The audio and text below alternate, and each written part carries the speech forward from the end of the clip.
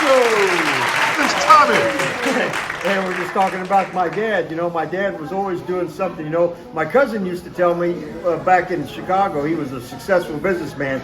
He told me, he said, never do anything half-ass. Well, my dad, he didn't even do it that way. He did things quarter-ass. You know, so one time he's got this flashlight. He's got one of those old metal flashlights that you how many candle power that you see. It was about one. Hold on. He had this one candle power flashlight. You know, it's the old metal ones you buy for like 10 cents at the Grandpa John's. and he's out there.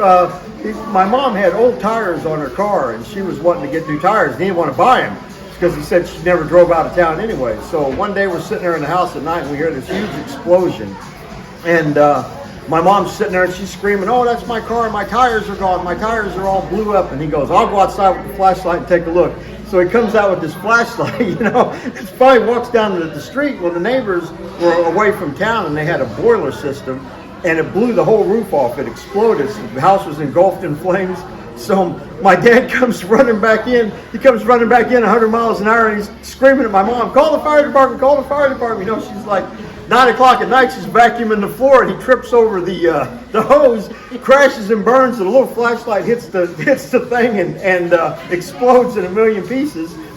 and we're sitting there laughing at him, and he's struggling to get up to get to the phone. And so later on, about a couple of days later, I see he's got the same flashlight. It's all taped up with masking tape and everything like that, trying to hold it together. And that's my dad. He was something else.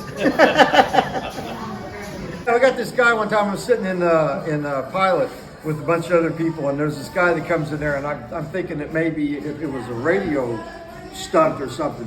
This guy comes in yelling and screaming on the floor, kind of a young guy, and apparently what had happened is his daughter had rented a hotel room with her young child, and they got messed up on the reservations, and she got turned out, and she had to sleep in her car at night, and it was cold.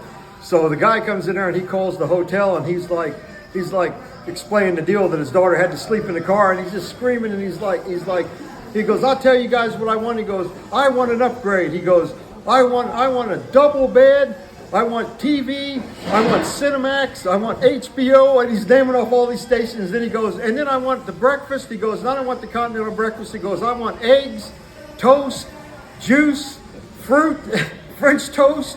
He goes, "Yogurt." He goes, he's naming off all this stuff that he wants, you know, and he goes, "And I want reserved parking and all that." So come to find out, it turned out to be they'd give him all that he wanted. That's not really that funny, you know.